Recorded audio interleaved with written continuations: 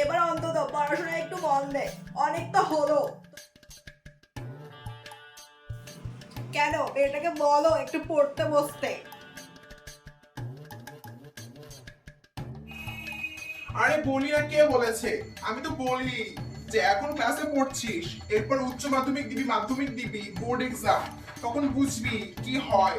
আর কথা শোন এখনই।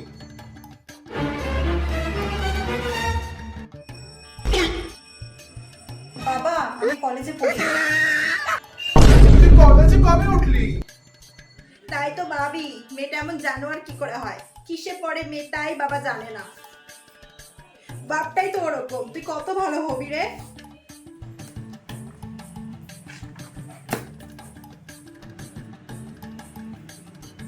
সব আমি দেখবো, সব আমাকে দেখতে হবে।